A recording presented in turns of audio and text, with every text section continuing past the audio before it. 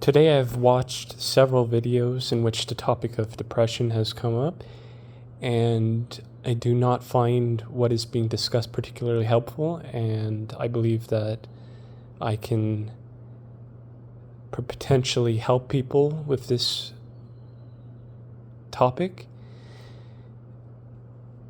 You should start with your body. Your breath is extremely important. You can maybe go 5 minutes without air before you die, and your breath regulates your emotions. Every emotion people feel has a different breath rate, and if you can control the breath, you can control the emotion. And if you cannot breathe well, you have a lack of vitality, and keeping the nostrils perfectly clear and working on any damage to the nose, even if you can breathe enough to survive but not to thrive, you still want to work on that. If you have a deviated septum, it's not good. Just studying the different types of breath, making sure that you can breathe well, both during your sleep, during your resting periods, and your active periods, and practicing the different rhythms of breath, that can help a lot, and that's the starting place. The second is the influence of diet and exercise and socialization.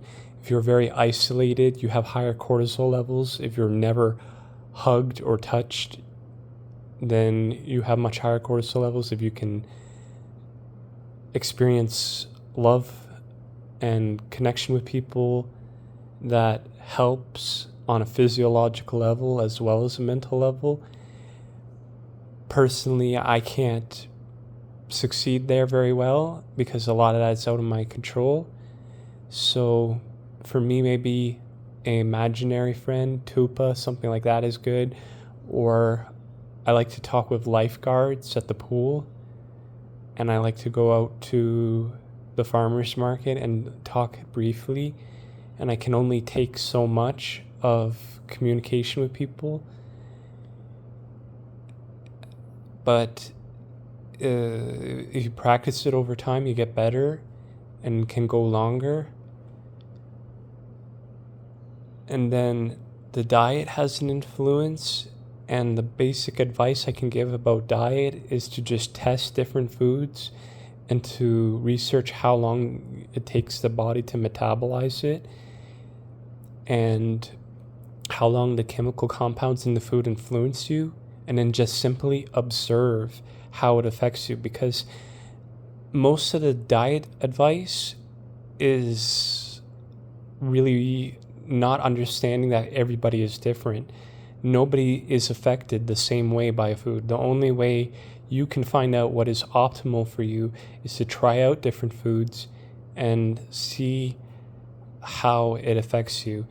And other than that, I can say quality food and fresher food is better.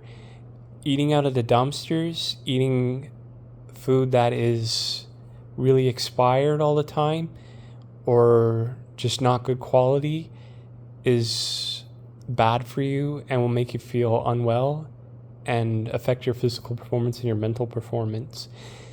And I would highly advise to have high ideals for yourself. You should try to become very athletic, especially if you're in your 20s or 30s, because any strength, flexibility, and other physical attributes that you build up in this time will stick with you the rest of your life, and that is just the time to do it.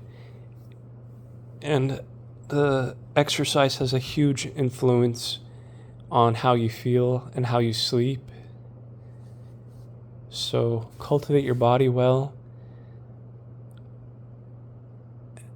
And as for sleep, I really don't know what to tell people about that. I cannot overcome my sleep issues. Hopefully I'll figure it out sometime. There's a lot of pretty standard advice, and I don't think I need to really go over it about sleep hygiene and optimal sleep conditions and red light and all that. you can look into it yourself, but if you're able to and you have the means to make your sleeping conditions better, you might as well go about it. So address all these base physical things and as best you can, and what you can't deal with because of poverty or whatever else issues you're going through, just work on what you can deal with, and the other stuff, leave it for later. Don't dwell on it other than maybe take note about what the issue is and what you can do about it. And when you're able to later, you can deal with it. Sometimes you have a huge medical issue and you're suffering a lot, but you can ease some of the minor things, even if you can't ease the bigger issue. I've had plenty of experience with chronic pain and being sick, so if you can't deal with the one thing, deal with the smaller things. And then as for mental stuff, if your desires are tormenting you, or you're feeling guilty about something you've done, or your thoughts are messed up, that's where meditation, concentration, and willpower comes in, and perspective. If you're on the streets and you're not able to sleep, and it's too cold and too hot, and there's bugs biting you, and you're getting assaulted and robbed and all those things,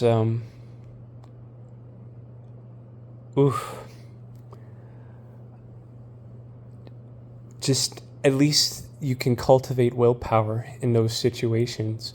If you're in the psych ward too, you can think about it like this. You can think, these people are taking care of me, they're bringing food. It's kind of like you're a king. And if you're being tortured or you've been taken hostage, you can disassociate from the situation, just escape in your mind and let go, because you can't help it. And thinking too much about what's going to happen, whether you're going to die, whether you're going to be mutilated, it's too much to bear. Maybe you can revisit the stuff later. I'm not really sure why, other than maybe in some way it might continue to affect you in the future, but it may also well be that you're just glad to have gone and past it and to still be around. I find that replaying traumatic things from the past is not helpful, because I have a high level of self-awareness and I don't see how it's affecting me in the present, because I'm not really dwelling on it. I just move on. If I can think over a situation from the past and connect it to the present behaviors, present patterns, then an adjustment can be made. But otherwise, no. And I think the present matters far more than the past and the future. As far as the future is, you should have some ideal that you're working towards. You should be aiming to become perfect in the virtues, becoming able, independent, capable of helping others, being in a good position in life where you have more opportunities. But to get there, you just have to take it day by day, hour by hour, minute by minute. What can you do in the moment just to get through things? And in the end, this life, I would say for the most part, is going to come to an end for all of us. There may be immortals, but it's a game that you don't win on the physical level typically, if at all. So it is important to understand your own nature, what you are, what reality is, all the bigger perspective, the bigger questions, what you're in, what is going on, and to explore those altered states of consciousness. Oh, just gotta mute this.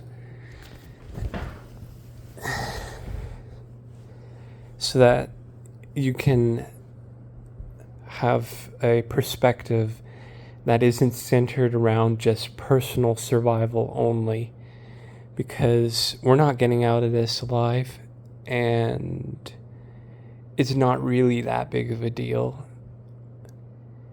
So when your time comes that you have to die, it's important to go in like a good state of mind and not to be overcome with fear, especially actually when you're in those really dangerous moments in your life, when things are very short and you're not sure you're going to be alive the next minute. You don't want to waste any of that time on fear or despair. So just be extremely focused on something beautiful and try to appreciate beauty, cultivate beauty, because that is what is worthy. Like, that is what our life is for beauty. So if you can cultivate beauty and perceive it in all things and have this greater perspective, then you can get through the final and ultimate challenge, which is the death. So that's my advice for depression. Know what the causes of things are. Be very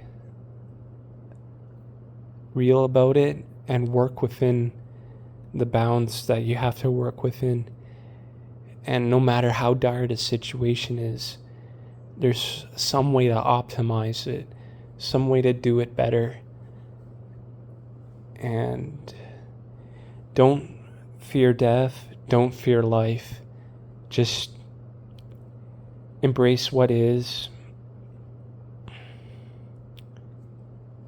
That's the best you can do.